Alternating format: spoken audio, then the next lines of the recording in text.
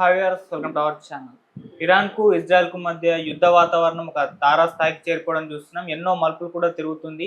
ఒకవైపేమో America ఇజ్రాయెల్కు మద్దతు తెలుపుతూ ఇరాన్కు warning ఇస్తుంది. మరోవైపేమో పాకిస్తాన్, యెమెన్ లాంటి కొన్ని కంట్రీస్ ఏమో అటు ఇరాన్కు మద్దతు తెలుపుతూ ఇజ్రాయెల్కు వార్నింగ్ ఇస్తున్నాయి. సో ఇప్పుడు యుద్ధ రంగంలో ఎన్ని దేశాలు పార్టిసిపేట్ చేయడం మనం చూస్తున్నాం. మరి ఇది ఎటువంటి పరిస్థితులకు దారి తీయొచ్చు? ఇది అంతకుముందు అనుకున్నట్టు మూడో ప్రపంచ యుద్ధం వైపు ఏమన్నా దారి తీసే పరిస్థితులు కనిపిస్తున్నాయా? సో ఇది ఎక్కడి వరకు వెళ్తుంది? ఇప్పుడు ఇదే అంశం మీద డిస్కస్ చేయడానికి ప్రజెంట్ మనతో పాటు సీనియర్ జర్నలిస్ట్ అరవింద్ కొల్లి గారు ఉన్నారు. వారిని అడిగి తెలిసిన ప్రయత్నం అయితే చేద్దాం. సార్ నమస్కారం. సార్ సార్ చూస్తూ ఉన్నాం, భీకరమైన దాడులు చేసుకుంటూ వస్తున్నాయి, మిసైల్ ప్రయోగించుకుంటున్నాయి ఇజ్రాయెల్ కానివ్వండి, ఇరాన్ కానివ్వండి. మేము ఓన్లీ మిలిటరీ వాళ్ళపైన యుద్ధం చేస్తున్నాం, మిలిటరీ వాళ్ళపైన మిసైల్ అటాక్ చేస్తున్నామని ఇజ్రాయెల్ ప్రకటించుకుంటుంది. సో ఈ రకంగా జరుగుతుంది. ఒకవైపేమో అమెరికా ఒక దేశంకు సపోర్ట్ చేస్తుంది, యెమెన్, పాకిస్తాన్ లాంటి కంట్రీలు ఇరాన్కి సపోర్ట్ చేస్తున్నాయి. మరి ఎటువైపు వెళ్తుంది సార్ ఇది? నేను గతంలో అసలు ప్రపంచ యుద్ధం వచ్చే ఛాన్స్ లేదు, ఎందుకంటే ప్రపంచంలో రెండు కూటములుగా విడిపోయేటువంటి అవకాశం లేదు అని చెప్పాను. దాన్ని టార్గెట్ చేసి నువ్వు నాతోటి ఇప్పుడు అది కాదు, ఈ ప్రపంచ యుద్ధం వస్తుందని చెప్పించాలనుకుంటున్నట్టున్నావు. అంటే ఒక బేసిక్ విషయం ఏంటంటే, రెండు ధ్రువాలుగా, రెండు గ్రూపులుగా, కూటములుగా విడిపోయేటటువంటి పరిస్థితి ఈరోజు ప్రపంచంలో ఏ దేశాలకి జట్టు కట్టేటట్టు పరిస్థితి లేదు. అయితే యెమెన్ చేసిన ప్రకటన కానీ, దానికి మద్దతుగా ఇంకాస్త ముందుకెళ్దాం, ముస్లిం దేశాల అందరం కూటమిలోకి వద్దాము అని పాకిస్తాన్ చేసినటువంటి ప్రకటన కానీ, ఈ రెండింటికి ఆధారంగా ఇది రెండు కూటములుగా విడిపోబోతుందా అనేటటువంటి అంశం చర్చ అయితే ఉంది. ఇది అక్కడ విభేదం లేదు. అయితే ఈ రెండు కూటములకి రెండింటికి దగ్గర అవడానికి సిద్ధంగా లేనటువంటి భారత్ లాంటి దేశాలు, మరొక మాట చెప్పాలంటే చైనా కూడా రెండు కూటములకి దూరంగా ఉండేటటువంటి పరిస్థితే ఉంది. దేశంలో అంటే ఏ దేశాలు అయితే ప్రభావశీలమైనటువంటి శక్తులు ఉన్నాయో ప్రపంచ ఆర్థిక వ్యవస్థలో, వాళ్ళు యుద్ధంలో ఉన్నటువంటి రెండు కూటములకి దగ్గర అయ్యే పరిస్థితి అయితే ప్రస్తుతం అయితే కనిపించట్లేదు. అయితే ఇంకొక ముఖ్యమైనటువంటి విషయం ఏంటంటే, మన ట్రంప్ చేసినటువంటి ప్రకటన అయితే కీలకంగానే చెప్పాలి. ట్రంప్ బహిరంగంగానే ఇజ్రాయెల్కి మద్దతు ఇస్తూ, ఇరాన్ కనుక తన వైఖరిని మార్చుకోకపోతే ఇరాన్ని నేలమట్టం చేస్తాము అనేటటువంటి వ్యాఖ్య అయితే వచ్చింది.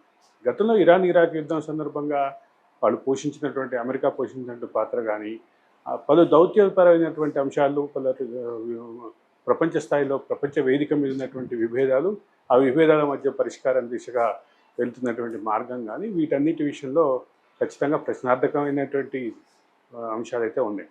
అయితే ఇక్కడ ఒక కీలకమైన అంశం గమనించాలి.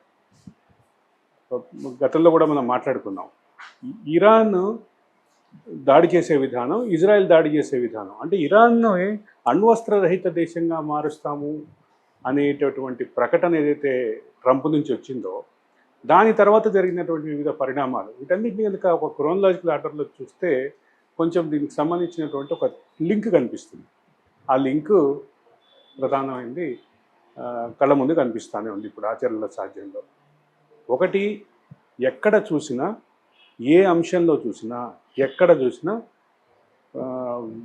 ఇరాన్ తగ్గటానికి సిద్ధంగా లేదు, ఇజ్రాయెల్ తగ్గటానికి సిద్ధంగా లేదు. ఇజ్రాయెల్ నుంచి వస్తున్నటువంటి దాడి మనం గతంలో మాట్లాడుకున్నాం. అంటే యురేనియం శుద్ధి కర్మాగారాలు, అట్లాగే శాస్త్రవేత్తలు ఉండేటటువంటి హబ్బులు, శాస్త్రవేత్తలు ఈ ప్రాంతాల్లో ఎక్కువగా హబ్బులుగా ఉంటారో, ఆ హబ్బులు టార్గెట్గా ఇజ్రాయెల్ ముందుకెళ్తోంది. ఇజ్రాయెల్ చేసినటువంటి దాడంతా మిలిటరీ క్యాంపులు, యురేనియం శుద్ధి కర్మాగారాలు, అలాగే అంటే ల్యాబ్స్, శాస్త్రవేత్తలు ఎక్కువగా ఉన్నటువంటి ల్యాబ్స్, వీటిని టార్గెట్ చేస్తుంది. దాని ఉద్దేశం చాలా క్లియర్. అమెరికా ఏదైతే చెప్తుందో అణ్వస్త్రరహిత దేశంగా మారుస్తాం అనేటటువంటి ఆ ప్రకటనకి మద్దతుగా ఇవన్నీ జరిగినట్టు అనిపించట్లే.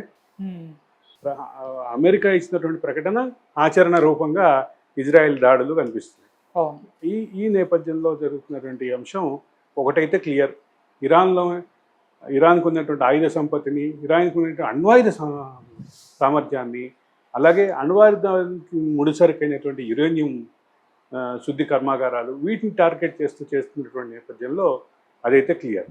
అదే సందర్భంలో ఓపెక్ దేశాలన్నీ కలిసి ఉండాలన్న వాదన ఒక పక్కన ఉంటే, ముస్లిం దేశాలన్నీ కలిసి ఉండాలన్న వాదన కూడా ఇప్పుడు మొదలైంది. కాబట్టి ప్రపంచంలో ముస్లిం దేశాలుగా ఉన్నటువంటి దేశాల మధ్య విభేదాలు ఉన్నాయి.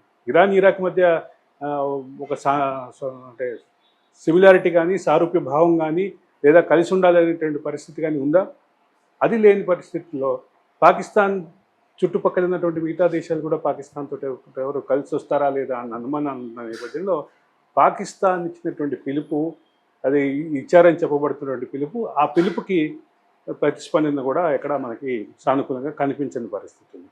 అయితే అదే సందర్భంలో ఇరాన్ యొక్క దౌత్య విధానం ఇరాన్ తోటి ప్రపంచానికి ఉన్నటువంటి థ్రెట్, ఇరాన్లో దగ్గర ఆయుధాలు ఉండటం, ముఖ్యంగా అణు ఆయుధాలు ఉండటం ప్రపంచానికి, ప్రపంచ ఆర్థిక వ్యవస్థకి, ప్రపంచ మానవాళికి హితం కాదు అనేటటువంటి భావం ఏదైతే ఇజ్రాయెల్ ప్రమోట్ చేస్తుందో, అట్లాగే అమెరికా ప్రమోట్ చేస్తుందో, దానికి ఈరోజు ఇదొక రూపంగా చెప్పాలి. సార్ అంతకుముందు కూడా డిస్కస్ చేస్తాం, అప్పుడు ప్రపంచ యుద్ధం వచ్చే పరిస్థితి లేదన్నారు. కాకపోతే ఇది చూస్తుంటే ఈ వాతావరణం ఏదైతే ఉందో ఇదేమన్నా తీసుకొచ్చే అవకాశం ఉందా ముందు?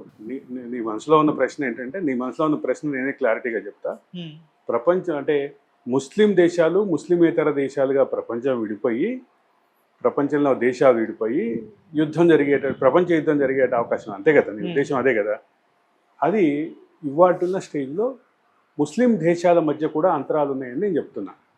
ముస్లిం దేశాల మధ్య అంతరాలు ఉన్నాయి, ప్లస్ ముస్లిమేతర దేశాలు ప్రభావశీలంగా ఉన్నాయి, ఆర్థికంగా ప్రభావశీలంగా ఉన్నాయి, యుద్ధ టెక్నాలజీలో ప్రభావశీలంగా ఉన్నాయి, ఇంకా రకరకాల హంగు ఆర్భాటాలు ఉన్నటువంటి పరిస్థితి. అదే సందర్భంలో దౌత్య విధానంలో ఈ దేశాన్ని మొత్తాన్ని పర్ఫెక్ట్ దౌత్య విధానంతో ఒక పర్ఫెక్ట్గా ఒకటే స్టాండ్ మీద నిలబడి పరిస్థితి ఉంది. కాబట్టి ముస్లిం దేశాలను అంతం చేయటంలో కాకపోయినా ఈ ముస్లిం దేశాలను ఎదుర్కోవటం అనేటటువంటి విషయం, ఒకవేళ ఆ పరిస్థితి వస్తే దానికైనా ఆ దేశాలన్నీ ఒక తాటిగా మీద నిలబడే అవకాశం ఉంది. కాబట్టి బేసికల్గా ముస్లిం దేశాల మధ్య ఉన్నటువంటి వైరుధ్యాలు పాకిస్తాన్ వహిస్తున్నట్లుగా ముస్లిం దేశాల కూటమి సాధ్యం కానటువంటి మరొక అంశం, అమెరికా కానీ, ఇజ్రాయెల్ కానీ, మిగతా దేశాలు కానీ కూటమి కట్టడానికి సిద్ధంగా లేదు అనేది. ఆ దేశాల మధ్య ఉన్నటువంటి వైరుధ్యాలు కూడా, అంటే ప్రపంచాన్ని ఒక మతానికి వ్యతిరేకమైనటువంటి కూటమిగా, ఒక మతానికి అనుకూలమైన కూటమిగా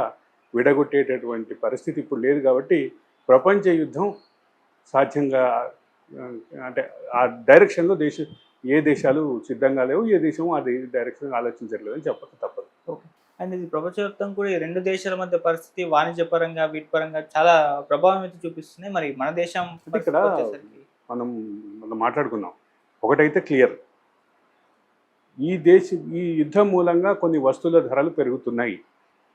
అందులో మొదటిది ఇది ఆయిల్ దేశాల్లో మధ్య జరుగుతున్నటువంటి వారు ఏ డైరెక్షన్లో వెళ్తుంది, ఆయిల్ ముడి చమురు ధరలు పెరగడానికి కారణం అవుతుంది, ఇది క్లియర్. తర్వాత బంగారం రేట్లు పెరగబోతున్నాయి, ఇంకా భారీగా పెరగబోతున్నాయి, ఇది క్లియర్. తర్వాత మన సుగంధ ద్రవ్యాలు, అట్లాగే మసాలా దినుసులు, ఇటువంటి వాటికి ఇరాక్ చాలా పెద్ద ప్లేస్ కాబట్టి పెద్ద పండించేటటువంటి స్థాయిలో, కానీ అదే సందర్భంలో వాటి ఎగుమతుల్లో కూడా అగ్రస్థానంలో ఉంది. కాబట్టి వాటికి సంబంధించినటువంటి ధరలు కూడా పెరిగేటువంటి అవకాశం అయితే ఉంది. ఒకటైతే క్లియర్, ఆసియా ఖండంలో ఈ ఉద్రిక్తతలు రావడానికి కారణాలు ఏమన్నా, ఈ ఉద్రిక్తతలు మరింత బలపడితే మాత్రం ఇది ఒక ప్రతికూలమైనటువంటి ఫలితం అయితే వస్తుంది. బట్ ప్రపంచ యుద్ధం దాకా వెళుతుందా లేదా అనేది హైపోథెటికల్ క్వశ్చనే. ఆ క్వశ్చన్కి ఇప్పుడు ప్రాథమికంగా అయితే అందుకు ఏ దేశాలు రెండు కూటమిలుగా